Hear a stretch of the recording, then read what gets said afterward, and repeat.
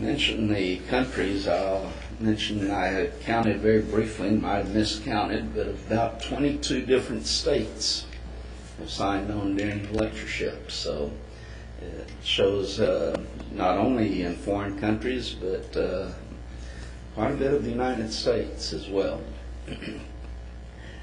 Our speaker this hour is Brother Tim Cozad, going to be speaking on the subject of materialism. And Brother Tim grew up in this congregation. His father was one of the elders of this congregation, did great work in relationship to the church here. He is a graduate of Memphis School of Preaching and has done local work in Wyoming and in Florida. He is now a member of this congregation. We appreciate him and the work that he has done, his knowledge, great addition to this congregation. He moved back down to this area primarily to take care of his father, and that speaks well of him. A lot of people would not do such, and so we appreciate Tim and what he means, what he stands for, and all of the good works that he does. Tim?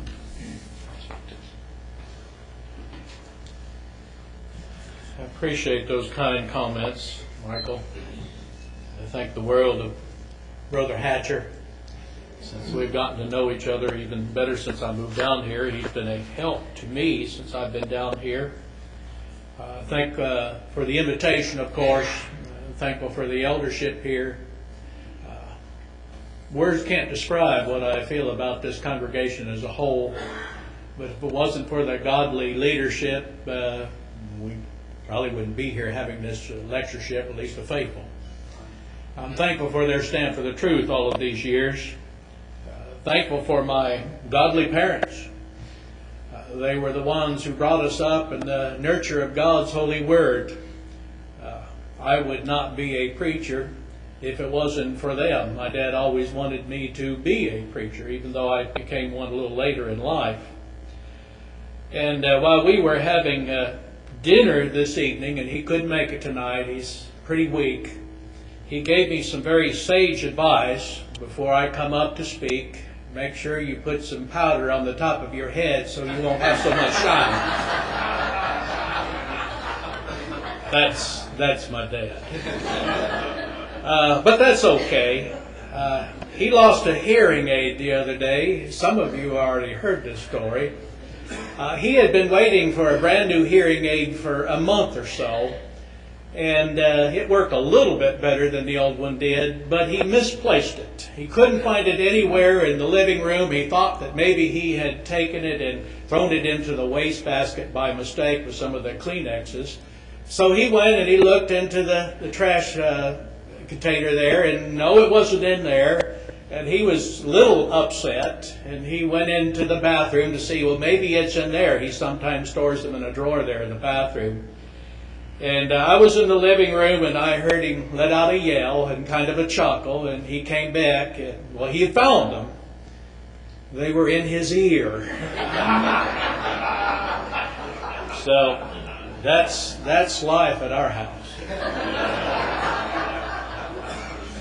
Now, I don't know how you say something like that as a lead into materialism, but we'll try. When you think about materialism, and it definitely comes under the heading of morality or the lack of morality, and what a wonderful lectureship theme to have. This is going to be a great book to read for many years, to use it as references, whether you're preaching or you're teaching, or whether you're just an average Christian. Just wealth of knowledge that these speakers, writers have put in so much material, good material for us to learn from. But materialism is without a doubt a sin. It is a problem in this world. And when you think about a society that is materialistic in nature, it is the United States of America. We are a very materialistic country. I would say probably more materialistic than any other country on the planet. 43% of American families spend more than they make each year. You thought only the government did that.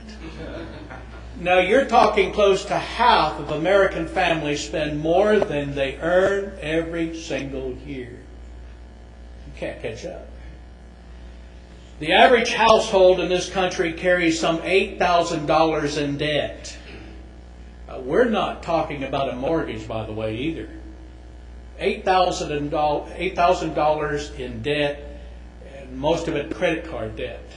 Now that's the average, which means there are some people who carry less, and of course that means there are some who carry more. I've known families who had more than $30,000 and even $50,000 of credit card debt, and they were making the minimum payment, and they will never pay it off that way. And for a Christian, if they don't pay that debt off, that's called a sin, by the way. Because of these things, personal bankruptcies have doubled in the past decade. I'd like to find out what it is in the last just couple of years. Probably even more than double.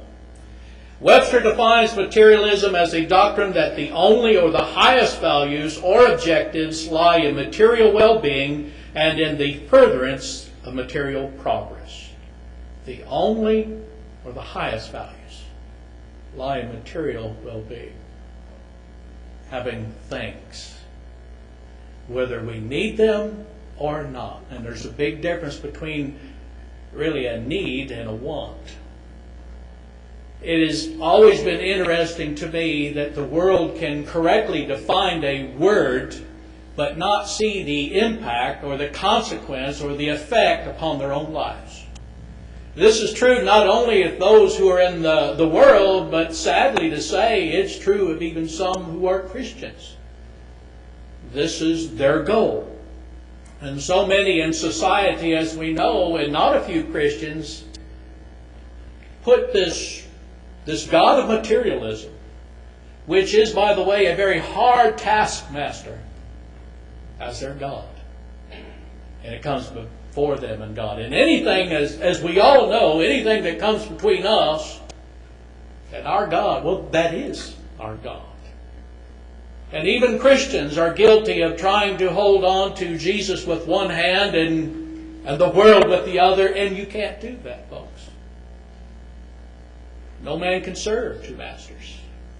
For either he will hate the one, love the other, or else he will hold to one and despise the other. He cannot serve God and mammon. Luke 12:15. But people continue to try to do those things.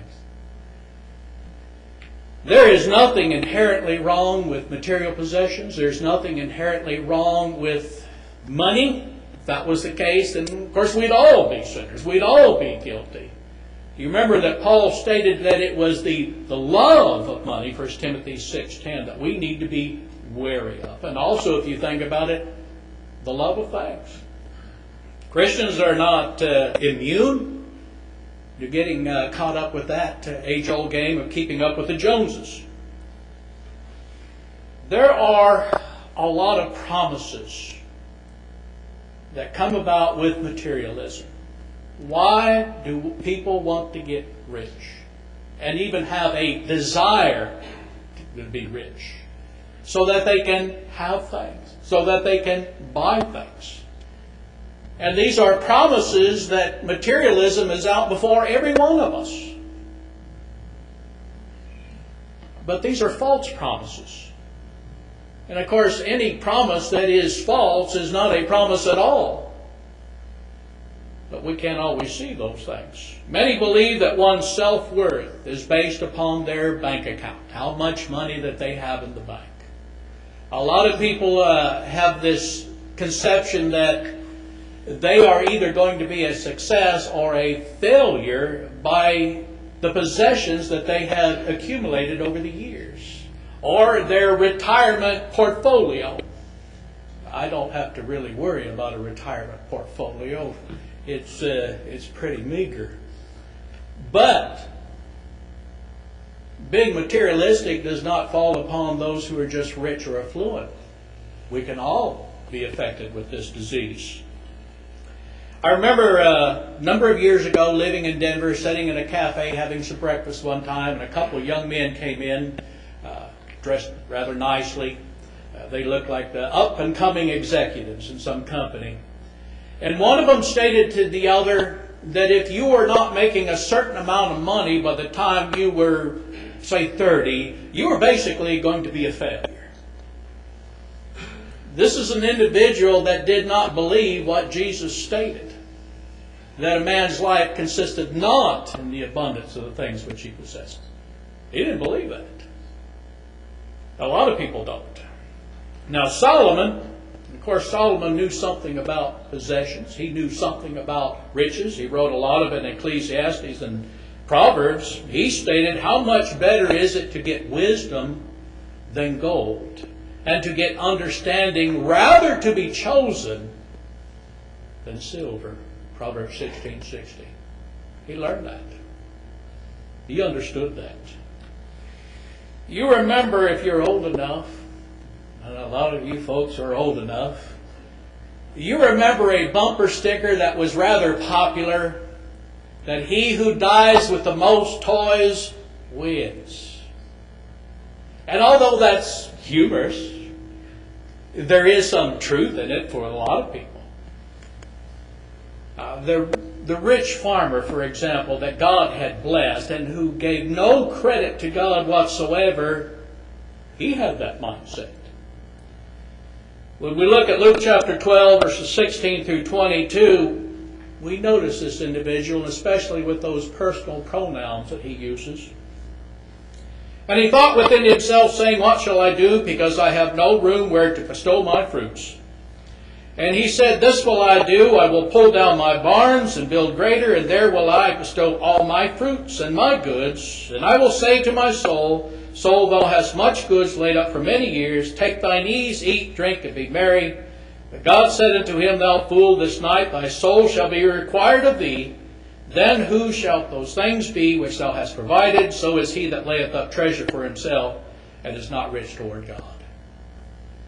You know, the thing of it is, the one who dies with the most toys is still dead. And as it is appointed unto men once to die, but after this the judgment, Hebrews 9:27. That individual, all of us, will one day have to give an account of how we've lived our lives, and these possessions that we have accumulated, the money that we have made over the years, they're not going to help us. We're not going to be judged by that. But if you want to talk about an individual who probably died with the most toys, you think about these individuals back in the beginning of the 19th century, the end of the 18th century, the Rockefellers, the Gettys, the Vanderbilts. They had some money. John D. Rockefeller, billionaire oil magnate who died in 1937, was estimated to be worth around $1.4 billion. Now, someone got the idea to try and figure out how much it would be worth in our standards today, money standards. And one account stated that according to 2007 money standards, he would be worth somewhere around $660 billion, which is about what your government spends every day, I believe. We're going to talk about materialistic in nature. Now, it is supposed to be a true story that at his funeral, a bystander asked one of his accountants, how much did he leave behind? And the accountant responded, he left it all. He didn't take a thing with him.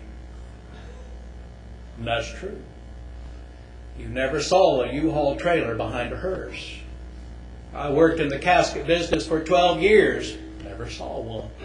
You can't take anything with you, no matter how hard you try. People want to put all kinds of stuff in that casket, but it's not going with it. For we brought nothing into this world, and it is certain that we can carry nothing out. And having food and raiment, let us be therewith content. 1 Timothy 6, 7, 8. How important is those words? How important is contentment? And we're talking spiritual contentment. Be happy with what you have. Materialistic in nature, you're never going to be happy because it's never going to be enough. And of course, Solomon writes about that as well. 2 Peter 3:10, Peter writes about, of course, the day of judgment, that this earth, of course, everything that's going to be in it will be burned up one day. Which basically means everything that I own, everything that I have that's supposed to be important to me, well, one of two things will be left to somebody else, or it will be destroyed one day, and that goes for you too. But he sums it up in verse 11. And it needs to be in our lives. Seeing then that all these things shall be dissolved, what manner of persons ought ye to be in all holy conversation and godliness? Great question. And it's one that we're going to have to answer. And we better answer it correctly. Because if we don't get it correct in this life, it's going to be too late. The only thing that we're going to take with us, of course, is our soul. Not wealth, unless it's spiritual wealth. And that will only be by laying up treasures in heaven, where neither moth nor rust doth corrupt, and where thieves do not break through nor steal. Matthew 6:20. But we are bombarded with advertisements. We had a great lesson the other night dealing with television. Well, what about the advertisements on television?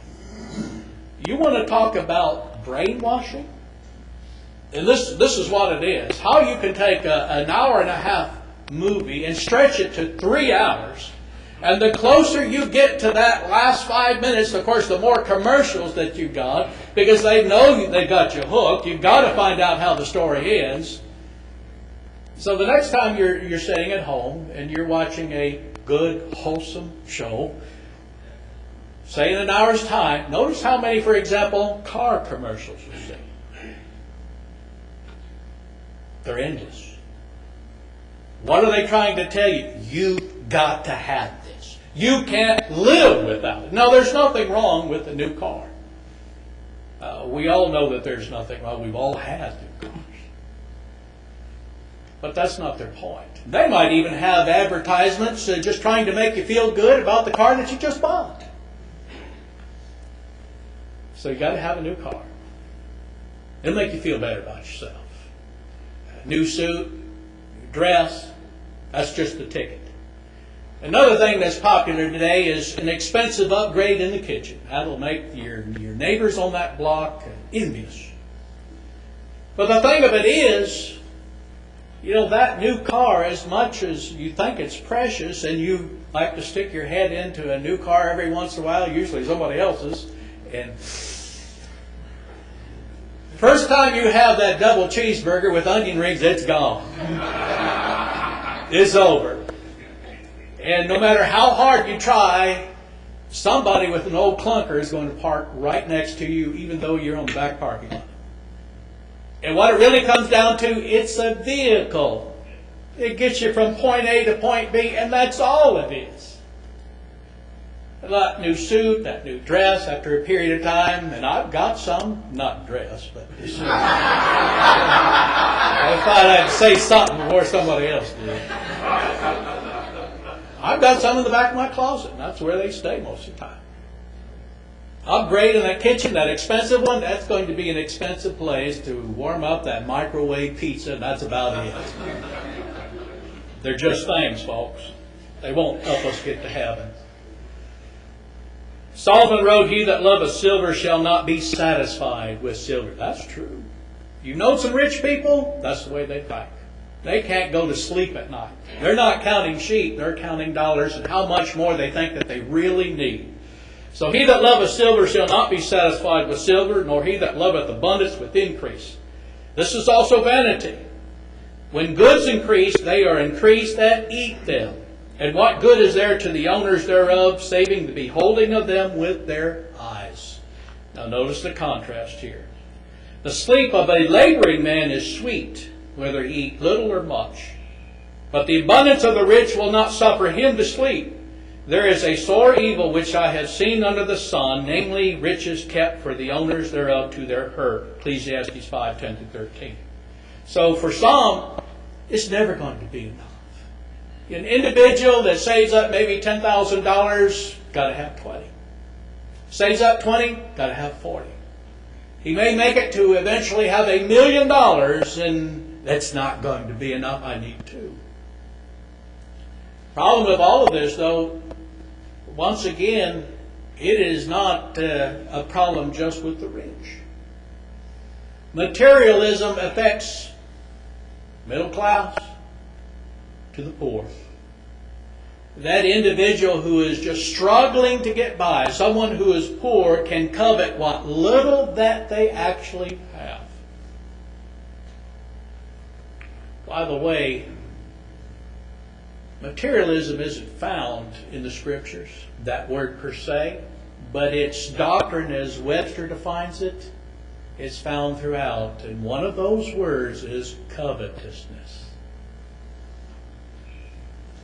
A desire to have more. One of the Greek definitions, always in a bad sense. Always. Never in a good sense. So to some, there just never will be enough. You think about the object example that Jesus was teaching his disciples. Watching people cast in, most people of their want, in the treasury there in Jerusalem that time, the temple. And here is this poor widow woman who cast in the 2 mites, which is nothing, eating. But she got the praise. They gave up their want, their abundance. Well, she gave up their want. She gave all she had. Did she trust in the Lord to provide the next day by putting God first in her life? Matthew 6:33. Of course she did. She did. Is it possible even for us as Christians to trust in our abilities, to trust in our riches? Is there a thin line that we can sometimes cross over? Instead of trusting in God who gave us all those things to begin with? Sure, it's possible. The world does it every day. But that's supposed to be the world. We live in the world, but we are not to be of the world. So it is possible for us to be caught up in that as well. He that trusteth in his riches shall fall. He that trusteth in his riches shall fall. But the righteous shall flourish as a branch. Proverbs 11:28. Paul wrote, charge them that are rich in this world, that they be not high-minded, nor trust in uncertain riches, but in the living God, who giveth us richly all things to enjoy. 1 Timothy 6:17. What I found interesting in that passage was those who trust in uncertain riches. Remember 2007, when the stock market took that plunge?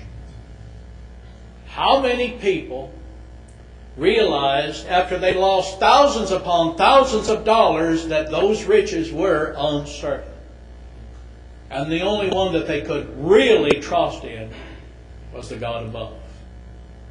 But seek ye first the kingdom of God and His righteousness, and all these things shall be added unto you. Matthew 6:33. By the way, an individual who does put God first in their life cannot be materialistic. It's impossible. Of course, everyone has a right to work, an obligation, a duty, to provide for themselves, to provide for their families. 1 Timothy 5:8. If they don't, they're of course worse than an infidel. But also, not just that money that God has given to us. It's not ours, by the way. That money that He's given to us, it's not just for us, is it? Not even just for our families. It's also for those who are in need, Ephesians 4:28. And a portion, of course, is supposed to go back to the Lord, to God, who gave us those things. The sin, of course, is trusting in material things and not God. He is the one who's given us all these things. But my God shall supply all your need, Philippians 4:19. Not some of our needs, but all of our needs. Now, that's a guarantee. That's a promise. He keeps all His promises. Every good gift and every perfect gift is from above, and cometh down from the Father of lights, with whom is no variableness, neither shadow of turning. James 1:17. That's not a false promise, folks. That's a true promise. Everything belongs to God. Everything that we have. This earth, everything in it. Remember Psalms 24, verse 1. The earth is the Lord's and the fullness thereof, the world and they that dwell therein. That's us, folks. We belong to Him as well. We're just stewards. With understanding all of this, and materialism really is a false promise, we should live our lives putting Him first.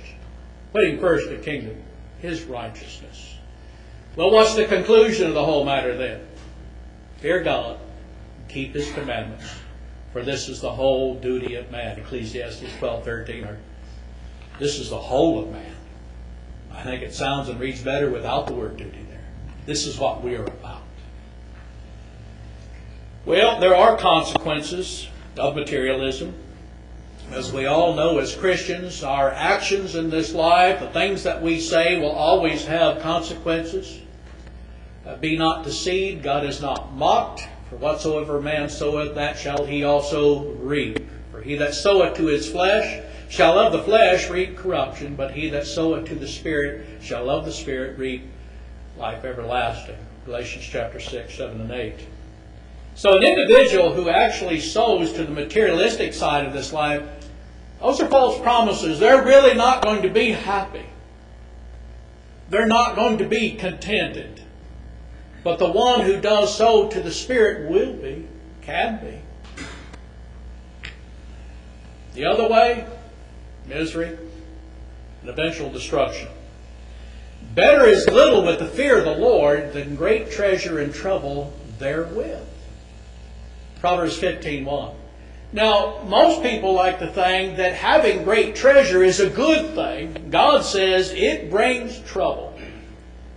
My dad mentioned one time that Bill Klein, longtime preacher here, stated he never wanted $1 million because he was afraid that it would change him. And money does change people, or it can change people. I found a website on the internet. It wasn't a Christian website, but it gave some good material as far as consequences of materialism. And it made 4 points. The first point was, of course, the acquisition of material goods. And what that led to was lust, envy, false comfort, idolatry. The second consequence of materialism, self-interest, which led to selfishness, no compassion, greed, denies eternal soul and the Creator. Third consequence of materialism, accumulation, which was equivalent to success, which led to no morals. None. No sense of right or wrong, and a preoccupation to money, jealousy, and thievery. And the last consequence that it stated, consequence of materialism, was voiding all faith in spiritual deity, which led to hopelessness, unrepentant sin, despair, eternal death. Does that sound like something that we should long and hope for? Or does it sound like those kind of consequences are basically just too high a price to pay? Absolutely. And we're not going to take any of this stuff with us, folks. They're just things. When you study the Scriptures, and there are plenty of examples in the Scriptures of those who were materialistic in nature. But as a student of the Bible, you don't have to read very far before you come across an individual who was materialistic in nature, and I believe that was Eve. When you read Genesis chapter 3, verse 6, it reads, "And when the woman saw that the tree was good for food, and that it was pleasant to the eyes, and a tree to desire to make one wise, she took of the fruit thereof, and did eat, and gave also unto her husband with her, and he did eat." The devil made her do it. No, I mean, he helped, but she chose to do that. And she knew what the penalty was. It was death. She wanted it. She lusted after it. She had to have it. And even though she knew it was going to be wrong, even though it would come between her and God, she didn't care. And that, folks, is basically materialism in a nutshell. And the consequence of her actions, sin and death brought into this world. Think of Lot. When he and Abraham had to part company with the herds being too large, and Abraham gave him the first choice. Really, it was Abraham's, which speaks of Abraham's character. All Lot saw was those well-watered plains. My herds is going to have plenty of water and plenty of grass to eat. I'm going to get rich. So he pitched his tent toward Sodom because he was materialistic in nature. And how many people since then have pitched their individual tents towards Sodom? All they see is material things instead of the spiritual things that are most important. Consequence, well, Peter wrote that his soul was vexed with the filthy conversation of the wicked. For that righteous man dwelling among them and seeing and hearing vexed his righteous soul from day to day with their unlawful deeds. 2 Peter 2, 7 and 8. And if that wasn't bad enough, he lost some children. And his own wife, who turned and looked back at that destruction. Now, if you think if he could have went back in time and made a different decision, do you think he would have done that? Sure he would. It's too late. And it's not too late for us. We know what the Bible teaches about the sin of materialism. We know the importance of Matthew 6:33. All we have to do is do it. To live that faithful Christian life. You think about Achan. Joshua chapter 7. With the destruction of Jericho, he knew that they were not to take any of the spoils.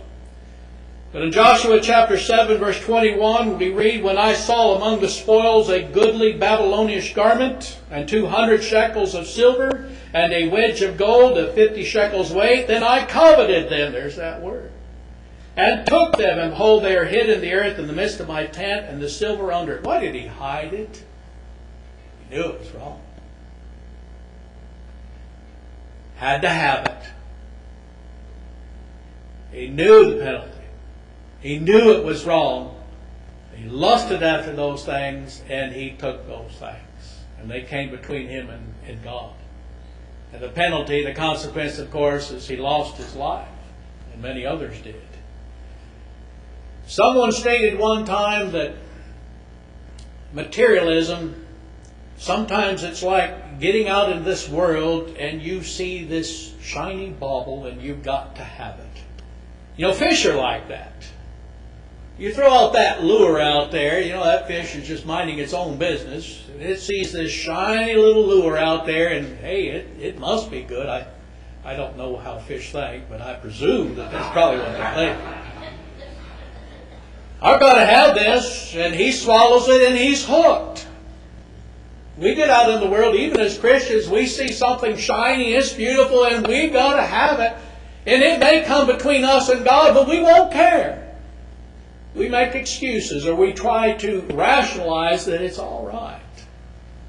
And it's not. Rich young ruler comes to mind as well. Luke chapter 18, verses 18 through 25. Here was an individual who at the beginning actually had his face turned toward Jesus to find out what he needed to do to take inherit eternal life, and his back turned toward his possessions. But when he couldn't do the one thing that the Lord wanted him to do, sell all that you have, give it to the poor, and take up your cross and follow me, he turned his back upon Jesus Christ and his face back to those possessions. No man can serve two masters, and he continued to want to serve Mammon. That was his downfall. By the way, if he never did repent from that lifestyle and turn toward God, he's been lost all this time. How should we live our lives? Once again, we as Christians are not immune to this. We can get caught up in that age-old game of keeping up with the Joneses, bigger house, nicer car, on it goes. The best of what life has to offer, and before you know it, you're going to have to leave God out of so many different things. How many times will the contribution go down in January and possibly in December following the Christmas buying spree?